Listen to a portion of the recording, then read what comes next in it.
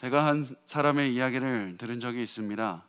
어찌 보면 굉장히 그 사람에게는 깊은 얘기지만 어찌 보면 평범한 이야기입니다.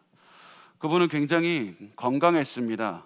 아주 젊은 분이고 신체적인 능력이 뛰어난 사람이었습니다. 그런데 불의의 사고를 당해서 몸을 사용하지를 못했습니다. 목을 심하게 다쳐서 몸이 움직여지지를 않았습니다.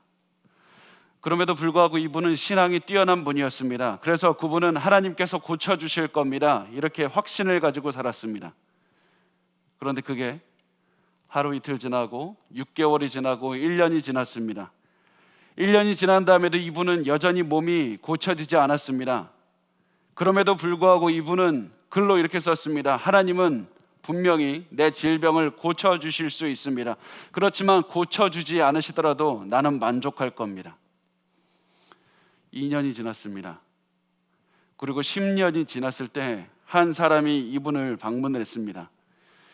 이분은 10년 동안에 많은 것들이 변했습니다. 이분의 몸은 여전히 많은 고난을 겪고 있었지만 이분의 마음은 조금씩 너무나도 지쳐갔습니다. 힘이 들었습니다. 주위에서 사람들이 믿음을 가지고 있으면 고칠 수 있다는 그 말만 들었습니다. 그래서 하나님 반드시 고쳐주십시오. 고쳐주셔야지만 나는 만족할 것입니다. 이런 마음만 남게 되었다는 그런 이야기를 들었습니다. 여러분, 우리의 마음도 우리의 믿음도 이와 같지 않은지 한번 돌아보시기를 바랍니다. 사실 우리도 저를 포함해서 처음에는 강한 믿음이 있습니다. 처음에 좀 어려운 상황이 오면 믿음으로 이겨낼 수 있다는 그런 마음으로 살아가지만 시간이 갈수록 지쳐갑니다. 시간이 갈수록 믿음이 약해져 갑니다. 현실의 고통 속에서 우리의 믿음도 같이 무너져 가기가 십상입니다. 여러분, 이때 지금 이 제가 드린 말씀이 여러분의 상황을 묘사하고 있는지 한번 보셨으면 좋겠습니다. 마음속에는 이런 마음이 들지 않습니까? 나 계속 이렇게 살아도 되는가? 나 계속 이렇게 살아도 될까? 그런 마음이 계속 들지만 믿음이 약해져 가고 너무나도 힘들어져 가는 건 도저히 내 마음대로 되지가 않기 때문에 너무나도 많은 고민을 하면서 살아가고 있지 않았는지, 만약에 그렇다면 오늘 말씀을 통해서 우리의 믿음을 점검하는 시간을 갖도록 하겠습니다. 오늘 우리가 너무나도 잘 아는 이야기입니다. 사드락, 메삭, 아벳느고 이 세 명의 이야기, 이 세 명의 이야기를 통해서 여러분, 우리가 너무나도 잘 아는 이야기지만 우리가 잘 인지하지 못하는, 읽으면서 깨닫지 못하는 것 하나가 있습니다. 세상이 이 세 명의 마음을 흔들고 싶은 게 하나가 계속해서 등장한다는 사실입니다. 이 세 명의 믿음을 흔들기 위해서 계속해서 세상은 이들의 믿음을 흔들기 위해서 노력하고 있다는 사실을 기억하셨으면 좋겠습니다. 다니엘서 3장 1절 말씀을 우리 같이 읽겠습니다. 시작. 느부갓네살 왕이 금으로 신상을 만들었으니 높이는 60규빗이요 너비는 6규빗이라 그것을 바벨론 지방의 두라 평지에 세웠더라. 이 신상의 크기는 우리 단위로 따지면 높이는 27m 정도가 됩니다. 약 9층 건물 높이 그 정도가 됩니다. 폭은 굉장히 2.7m 그 정도가 되겠습니다. 그래서 우리가 상상을 해보면 가늘고 굉장히 긴 높은 신상이 되겠습니다. 이 신상이 도금을 해서 그 순금으로 만든 건 아니었고 도금을 해서 굉장히 찬란하게 빛나는 모습이었습니다. 자, 우리 여기서 한번 생각을 해보겠습니다. 왜 이렇게까지 느부갓네살 왕이 큰 신상을 만들었을까요? 큰 신상을 금으로 입히면서 만들었던 이유는 아주 간단합니다. 사람들을 시각적으로 압도하기 위해서였습니다. 사람들의 눈으로 현혹시키기 위해서였습니다. 시각적으로 사람들이 보는 사람마다 압도당해서 내가 저 신상에 절을 해야 된다, 이런 마음에 들게 하기 위해서 굉장히 크게 화려하게 만들었던 겁니다. 그리고 다니엘서 3장 2절에 보면 우리가 읽은 것처럼 굉장히 많은 직책을 가진 사람들이 반복해서 등장하는 것을 볼 수 있습니다. 이것은 왜 그랬냐면, 왜 이렇게 많은 사람들을 불렀냐면 분명히 이 모든 사람에게 충성 맹세를 받고 싶은 그런 것도 있었지만 또 하나의 이유가 무엇이냐면 이 수많은 사람들을 바로 이 사람을 수로 압도하기 위해서였습니다. 수많은 사람들을 어떻게 하냐면 다니엘서 3장 4절 말씀을 보면 이렇게 말씀합니다. 같이 읽겠습니다. 선포하는 자가 크게 외쳐 이르되 백성들과 나라들과 각 언어로 말하는 자들아 왕이 너희 무리에게 명하시나니. 이 여기에서 보면 사람들을 모아놓고 조금만 모았다면 굳이 크게 말할 필요가 없는데 선포하는 자가 있습니다. 각 백성들과 나라들의 언어로 따로따로 말을 하고 있습니다. 수많은 사람이 모여 있는 장면입니다. 그리고 이렇게 수많은 사람들을 바라보게 하면서 수로 압도당하게 만드는 겁니다. 그리고 또 여기서 수많은 악기 소리가 울려 퍼집니다. 5절 말씀 우리 같이 읽어볼까요? 시작. 너희는 나팔과 피리와 수금과 삼염금과 양금과 생황과 및 모든 악기 소리를 들을 때 엎드려 느부갓네살 왕이 세운 금신상에 절하라. 여기서 보면 엄청난 규모의 오케스트라가 등장을 합니다. 도저히 수를 셀 수 없을 정도로 많은 사람들이 수많은 악기를 가지고 이 자리에 있습니다. 왜 이렇게 많은 악기를 듣게 합니까? 사람들은 소리로 압도하기 위해서입니다. 눈으로 압도하고 소리로 압도하고.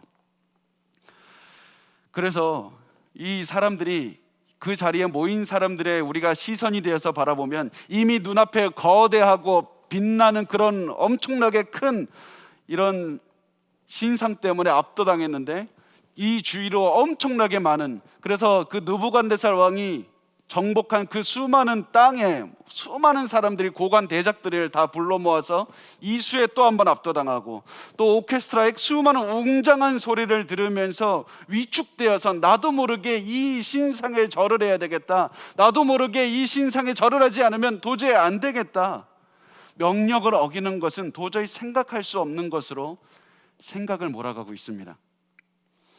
기억하십시오.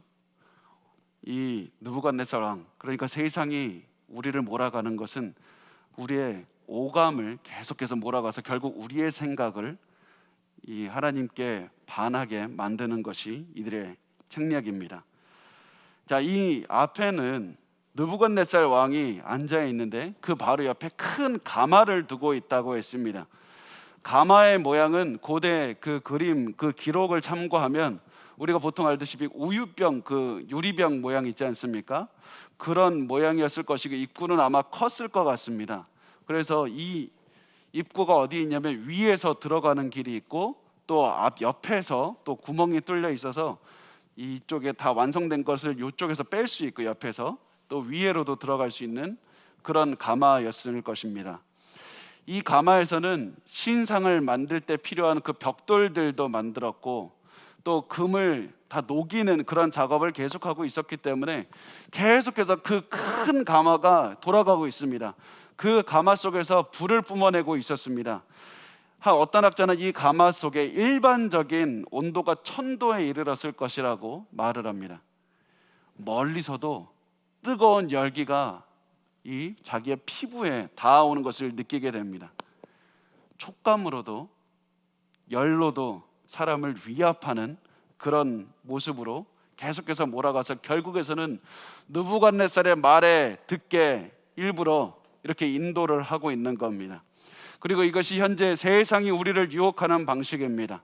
세상은 여러분의 오감을 자극해서 여러분의 시각과 촉각과 여러분의 모든 듣는 것, 모든 것들을 이용해서 여러분을 하나님께 멀어지기로 이렇게 계속해서 몰아가고 있을 겁니다. 세상에서 좋은 집 보여줍니다. 좋은 차 보여줍니다. 돈 걱정 없이 사는 사람들 보여줍니다. 그래서 저 사람들을 보면서 나도 모르게 부러움 갖고 살게 합니다. 다른 사람의 남편이나 아내를 바라보고 문제없어 보이는 애들을 보여주면서 야, 저 사람은 행복하겠다, 나는 왜 저게 없을까, 그러면서 나는 왜 저것을 갖지 못할까, 그런 질투가 생기게 합니다. 부럽게 합니다. 그런 마음으로 자꾸 우리의 마음이 변해서 자꾸 주변을 바라보게 되면 다 잘 살고 있는 것 같은데 나 혼자 신앙 지키면서 멍청하게 사는 것 같습니다. 바보처럼 사는 것 같습니다. 일단 그렇게 마음을 뺏기고 나면 이제는 세상을 따라가야 되겠다. 야, 나 이렇게 살 수는 없다. 그러면서 우리가 계속해서 세상을 따라갈 수밖에 없습니다.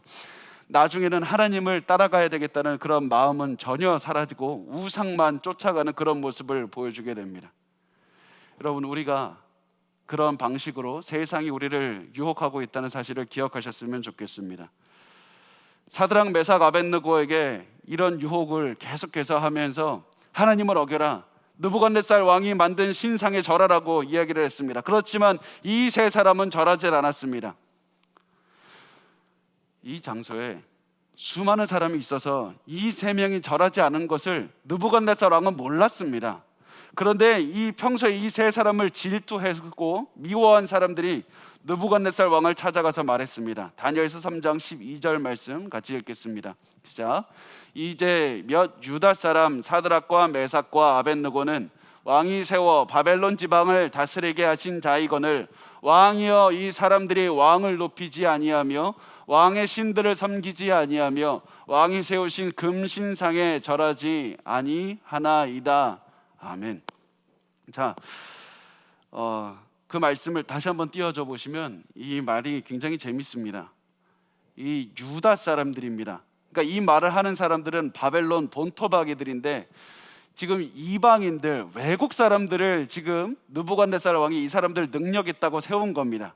그러니까 이 사람들이 찾아와서 당신이 이렇게 세운, 왕이 세워서 다스리게 하신 왕이 이 사람들을 세우지 않았습니까? 당신 잘못 아닙니까? 당신이 세운 저 이방인들, 그 사람들이 지금 당신에 대항해서 이야기를 듣지 않고 있습니다. 이렇게 느부갓네살 왕을 자극하고 있습니다. 비록 왕이 화가 났지만 이 세 사람이 재능도 뛰어났기 때문에 죽이기 아까웠을 겁니다. 그래서 이 왕은 이 세 명을 회유하기 시작합니다. 우리 15절 말씀을 같이 읽겠습니다. 시작. 이제라도 너희가 준비하였다가 나팔과 피리와 수금과 사면금과 양금과 생황과 및 모든 악기 소리를 들을 때 내가 만든 신상 앞에 엎드려 절하면 좋거니와 너희가 만일 절하지 아니하면 즉시 너희를 맹렬히 타는 풀무불 가운데서 던져 넣을 것이니 능히 너희를 내 손에서 건져낼 신이 누구이겠느냐 하니. 자, 이 말을 잘 보시기 바랍니다. 세상은 굉장히 똑똑하고 굉장히 집요합니다. 굉장히 치밀합니다. 여러분의 약점을 잘 알고 있고 여러분이 원하는 게 무엇인지 알고 하나님을 어기면, 하나님께 불순종하면 그것을 주겠다고 이렇게 회유합니다. 세상의 모습을 드러내는 느부갓네살 왕도 굉장히 똑똑한 사람이었습니다. 엄청난 사람이었습니다. 그 사람은 사람들의 눈과 귀를 이용할 줄 알았습니다. 그래서 사람들의 마음도 이끌 줄 알았습니다. 그래서 이 사람이 말하는 그 말의 의미를 잘 생각해 보면 이런 의미입니다. 방금 저 수많은 고관 대적들을 위해서 연주한 저 오케스트라, 너희 세 명만을 위해서 내가 연주해 줄게. 저 웅장한 오케스트라가 너희 세 명만을 위해서 연주하게 했고, 또 그러면 너희를, 그 수많은 사람들이 너희만 바라볼 것이 아니냐. 그렇게 되면 사람들이 너희에게 집중될 것이고 너희가 얼마나 위대하고 왕이 그렇게 너희들을 사랑하는지 잘 알게 될 거다. 그럼 너희가 지금까지 누려보지 못한 권력을 누리지 않겠냐. 그렇게 하면 왕의 체면도 세우고 너희들도 좋은 것 아니냐. 그러나 말을 듣지 않으면 풀무불에 넣어서 너희가 죽게 될 것이다. 그 풀무불 가운데서 너희를 건져낼 신이 누가 있겠느냐. 이렇게 얘기를 한 겁니다. 혹하지 않습니까? 현실적이지 않습니까? 현실적으로 느부갓네살 왕의 말을 듣는 것이 너무나도 당연했습니다. 이제 이들은 현실의 길이 열렸습니다. 현실적으로 권력의 길이 열렸습니다. 따라가기만 하면 됩니다. 그렇지만 이 사람들은 현실의 길을 따라가지 않았습니다. 현실적이라는 말을 변명으로 해서 우상 숭배하지 않았습니다. 저는 여기서 우리가 한번 깊게 생각을 해봤으면 좋겠습니다. 많은 분이 현실적이라는 그런 이름으로 우상 숭배나 우리 가운데 있는 죄의 모습을 용인하면서 살아갑니다. 분명 우리는 세상과 동떨어져 살아갈 수 없습니다. 현실 가운데서 살아갑니다. 그렇지만 저를 포함해서 저의 약점도 있습니다. 저를 포함해서 우리 많은 크리스천들이 현실적이라는 말이 오면 굉장히 많은 것들을 용납합니다. 아무리 영적으로 중요한 것이라고 하더라도 현실적으로 어쩔 수 없습니다. 그러면 그냥 우리는 눈 감아 줍니다. 현실적으로 시간 없으니까 기도하지 않고, 현실적으로 시간이 없으니까 자녀에게 말씀을 가르치지 않고, 현실적으로 힘드니까 잠깐 하나님 떠납니다. 현실적으로 가족 사랑하기 힘드니까 더는 사랑하지 않습니다. 사드락, 메삭, 아벳노고가 만약에 현실적이었다면 이렇게 생각했을 겁니다. 야, 현실적으로 지금 잠깐 내가 절하고 집에 가서 회개 기도하면 되지. 하나님 사랑이 많으신 분인데 용서하지 않겠나. 아니면 현실적으로 내가 살아서 이렇게 높은 직책에서 그래도 내가 하나님을 두려워하는 그런 사람으로서 살아내는 게 이 나라에 도움이 되는 거 아닌가? 그게 하나님한테 도움되는 거 아닌가? 현실적으로 하나님, 제가 지금 사는 게 더 중요하니까 내 우상 숭배 조금만 하고 다시 내가 나머지 모습은 하나님 앞에서 잘 살겠습니다. 하나님, 내가 겉으로는 우상 숭배하는 모습이지만 내 마음은 순결합니다. 현실적이라면 그렇게 하지 않았겠습니까? 그런데 여러분, 현실이 우리의 신앙을 지배할 때 우리는 결국 우상을 쫓으면서 살아가게 되고 결국 하나님을 떠나면서 살아가게 됩니다. 우리가 현실적이라는 그런 말을 이제는 내어버리고 온전한 하나님 앞에 섬기는 그런 삶이 무엇인지를 따라갔으면 좋겠습니다. 그래서 이 세 사람은 이 왕의 요구를 거절했습니다. 17절과 18절 말씀을 우리 같이 읽겠습니다. 시작. 왕이여, 우리가 섬기는 하나님이 계시다면 우리를 맹렬히 타는 풀무불 가운데에서 능히 건져내시겠고 왕의 손에서도 건져내시리이다. 그렇게 하지 아니하실지라도 왕이여, 우리가 왕의 신들을 섬기지도 아니하고 왕이 세우신 금신상에게 절하지도 아니할 줄을 아옵소서. 이렇게 말합니다. 하나님께서 우리를 풀무불 가운데에서 건져내실 줄을 우리는 알고 있습니다. 그러나 우리가 죽게 된다고 할지라도 우리는 금신상에 절하지 않을 겁니다. 근데 우리는 이것을 보고 야, 이 사람들 믿음 대단하다, 우리도 이런 믿음을 가집시다, 이렇게 얘기를 합니다. 그런데 여러분 잘 보시면 이 사람들이 이런 믿음을 가질 수 있는, 고백을 할 수 있는 이유가 있었습니다. 이 사람들은 단 한 가지, 절대로 하나가 움직이지 않았습니다. 한 가지는 분명히 확실하게 붙잡고 있었습니다.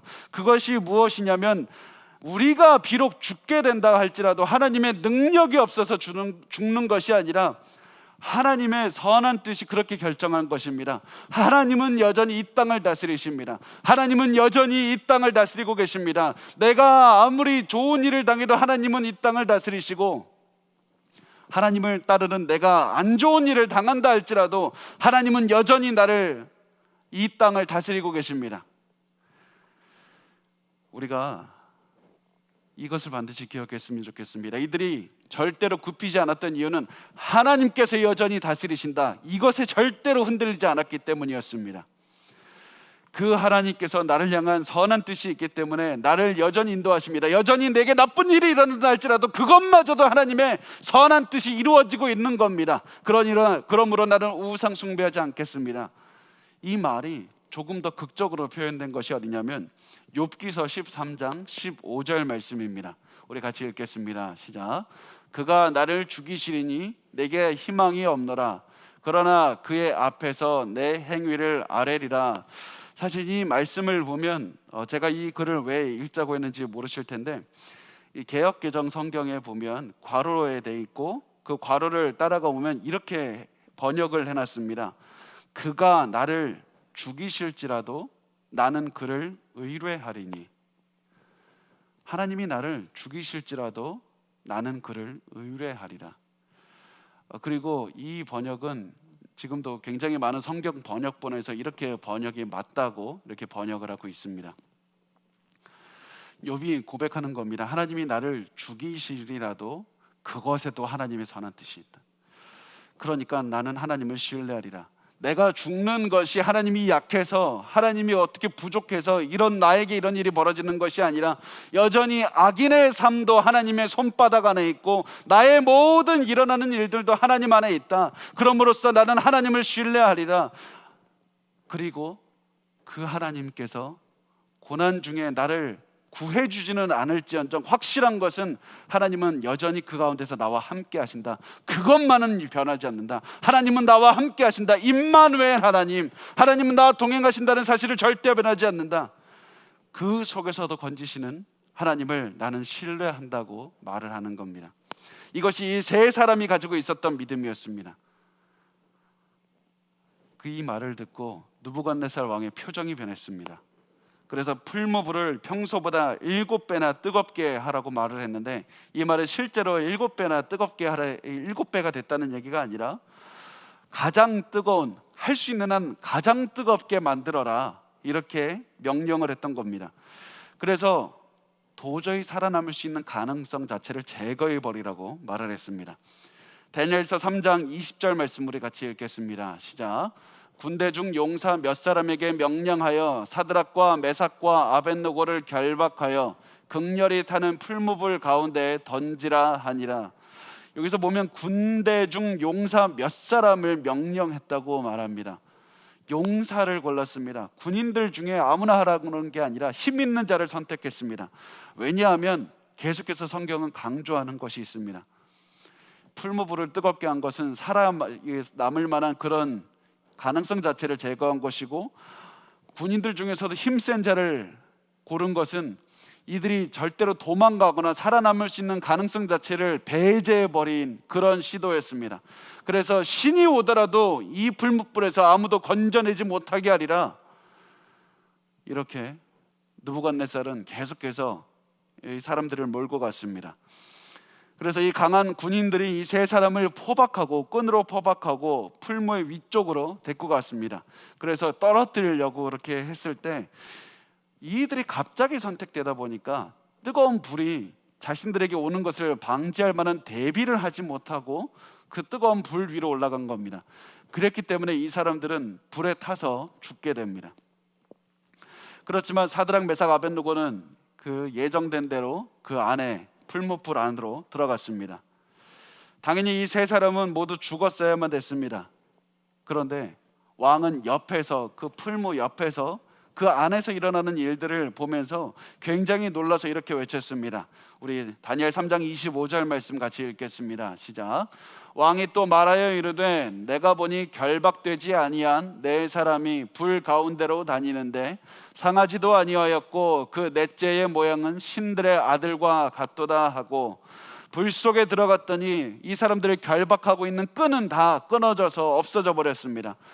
그런데 이런 불 속에서도 이들이 고통스러워하지 않고 마치 즐기는 듯이 이리저리 다니고 있었습니다. 그런데 그 중에서도 느부갓네살 왕은 가장 놀라게 하는 것은 네 번째 사람이었습니다. 분명히 3명이 들어갔는데 4명에 있었습니다. 그리고 그 사람은 초자연적인 존재같이, 이 느부갓네살 왕, 하나님을 잘 모르는 이 사람이 보기에는 초자연적인 어떤 존재같이 보였습니다. 그리고 신들의 아들과 같도다, 이렇게 얘기했는데 이 사람의 말은 맞았습니다. 하나님께서 이들을 반드시 고난 속에서 불로부터 지켜주지는, 건져주지는 않았지만 불 속에서 건져주셨습니다. 불로부터 아예 불이 들어가지 않게 건져주신 것이 아니라 불 속에 함께 있으면서 이기게 내게 하셨습니다. 그래서 이 모습을 보고 느부갓네살 왕은 이렇게 말합니다. 다니엘 3장 28절 말씀입니다. 우리 같이 읽겠습니다. 시작. 느부갓네살이 말하여 이르되 사드락과 메삭과 아벳느고의 하나님을 찬송할지로다. 그가 그의 천사를 보내사 자기를 의뢰하고 그들의 몸을 바쳐 왕의 명령을 거역하고 그 하나님 밖에는 다른 신을 섬기지 아니하며 그에게 절하지 아니한 종들을 구원하셨도다. 자, 이 말을 잘 보면 왕이 무엇을 칭찬을 하냐면, 이들이 내 말을 어겼기 때문에 잘했다, 내 말을 어겼고 하나님께 순종했기 때문에 이들을 칭찬하고 있습니다. 세상을 섬기지 않았다는 그 모습을 찬양하고 있는 겁니다. 여러분 반드시 기억하십시오. 우리가 세상에 그런 압력이 있고 세상에 보여주는 것, 들려주는 것을 듣고 그 압력을 따라서 우리가 세상을 따라간다면 세상은 여러분을 무시해버릴 것이고 세상은 여러분을 짓밟을 것입니다. 그렇지만 우리가 끝까지 하나님을 따라 살아가면 세상은 존경심을 얻게 되어 있습니다. 사람들이 여러분을 존경하게 되어 있습니다.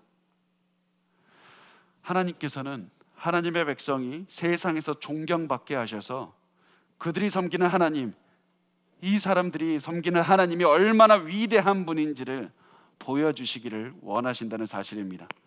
그래서 하나님께서는 우리에게 끝까지 믿음을 지키라, 세상에 아무리 큰 압력을 준다 할지라도 끝까지 하나님을 지키라, 하나님에 대한 믿음을 가져야만 되고 그 믿음에서 절대로 흔들려서는 안 된다고 말씀합니다.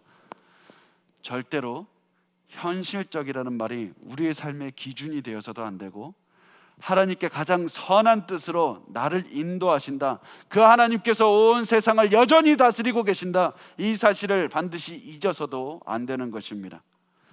여러분, 그리고 마지막으로 제가 꼭 드리고 싶은 말씀은 이 가치를 자녀들에게 꼭 알려주시라는 사실입니다. 자녀들에게 어떠한 가치보다 성경적 가치를 지키고 살아야 된다, 하나님을 믿고 살아야 된다, 너희가 세상에서 아무리 너희를 그렇게 세상을 쫓으라고 유혹한다 할지라도 절대로 세상을 쫓아서는 안 된다, 이것을 가르쳐 주셨으면 좋겠습니다. 이것을 말씀드릴 때 많은 부모님들이 이렇게 말씀합니다. 우리도 성경적인 가치관으로 이렇게 살라고 가르치고 싶습니다. 자녀들에게 성공이 전부가 아니라고, 돈이 전부가 아니라고 가르치고 싶습니다. 근데 어떻게 하는지는 모르겠습니다. 어떻게 가르쳐야 됩니까? 무슨 기술이 있어야 되고 얼마나 많은 지식이 있어야 됩니까? 세미나를 들어야 됩니까? 제가 고등학교 때 한 전도사님이 오늘 말씀을 준비하는데 기억이 났습니다. 저희 교회를 담당했던 그 전도사님은 보면 참 많은 생각이 들게 하는 분이었습니다. 그분이 가장 추억이 무엇이냐면, 그분이 그 여름방학 때 고등학생들을 모아놓고 로마서 사경회를 한다면서 고등학생들을, 남자애들을 모아놓고 밤이 새도록 그 목이 터져라고 로마서를 알려주셨습니다. 근데 지금 돌아보면 전도사님이시고 한창 신학교 다닐 때라 신학에 대해서 자세하게 그렇게 잘 몰랐을 것 같습니다. 경험도 별로 없어서 가르치는 것도 세련되지 않았고 무슨 좋은 예화를 들었을 리도 만무했고 무엇인가 특별한 것이 없었을 것 같습니다. 그래서 저도 솔직히 하면 좀 이해가 잘 안 가서 나중에 아버지께 찾아가서 이게 무슨 얘기냐고 이렇게 물어봤던 기억이 있습니다. 그럼에도 불구하고 그분의 가르침은 힘이 있었고 능력이 있었습니다. 어떤 뛰어난 지식이 있어서, 어떤 뛰어난 기술이 있어서가 아니라 자기가 하는 말을 믿었기 때문입니다. 하나님을 믿어야 된다. 성경 말씀을 믿지 못하면 너희가 망하는 인생을 살아갈 수밖에 없다. 너희가 반드시 믿어야 된다. 내가 할 수 있는 최선을 다해서 너에게 알려주리라. 그래서 그분의 가르침에는 절규가 달려 있었고 절실함이 들어 있었습니다. 그래서 밤이 새도록 로마서를 가르치는데 이제 그만하자고 말하는 학생이 단 한 명도 없었습니다. 다리는 좀 아팠지만 우리 부모님들에게도 필요한 것이 바로 그 믿음입니다. 자식들이 이 하나님의 말씀을 알지 못하고 하나님에 대한 믿음이 없고, 그렇다면 반드시 너의 인생에서 망할 수밖에 없다. 세상이 무너질 수밖에 없다. 너희가 필요한 것은 바로 하나님의 말씀 안에서 온전한 믿음을 가지고 하나님의 뜻을 따라 살아가야 되는 것이다. 그것이 너에게 절실하게 필요한 것이다. 부모님들에게 그런 마음과 절실함과 간절함이 있었으면 좋겠습니다. 그러면 그 말씀, 그 간절함을 가지고 말씀을 아이들에게 가르칠 때 아이들은 그 말씀을 들을 때 머리로 듣지 않고 가슴으로 듣게 됩니다. 가슴으로 듣는 아이들은 절대로 그 말씀을 잊어버리지 않고 우리 부모가 이렇게 절규하며 가르치는 그 말씀을 떠나지 않기 위해서 살아갈 것입니다. 여러분, 그렇게 아이들에게 말씀의 씨앗을 가슴에 심겨주고 눈물로써 그 아이들에게 가슴에 뿌려주셨으면 좋겠습니다. 그러면 그 아이는 그 하나님의 말씀에 대한 지식을 절대 잊지 않을 겁니다. 그리고 그 지식은 믿음이 되어서 평생 동안 이 사드락과 메삭과 아벳느고처럼 살아갈 수가 있을 겁니다. 여러분, 우리가 하나님에 대한 확고한 믿음만이 이 세상을 살아갈 수 있는 힘입니다. 코로나로 인해서 어려울 때 다른 능력, 무엇인가 돈을 버는 능력, 다른 어떠한 내가 새로운 것을 아는 지식의 능력, 이것이 필요한 것이 아니라 하나님께서 여전히 코로나로 가득한 이 세상에서도 하나님은 다스리고 계시고 내 삶을 여전히 다스리고 계신다. 내가 아무리 재정적으로 어려워도 하나님은 여전히 세상을 다스리고 계시고 내 몸이 아무리 아파도 하나님은 여전히 세상을 다스리고 계신다. 그 하나님에 대한 확고한 믿음, 그 믿음만이 우리가 이 어려운 시기를 이겨낼 수 있는 힘이 됩니다. 우리 세상에 굴복하지 않고 우리가 이 사드락과 메삭과 아벳노고의 모습처럼 하나님에 대한 확실한 믿음을 가지고 이겨내셨으면 좋겠습니다.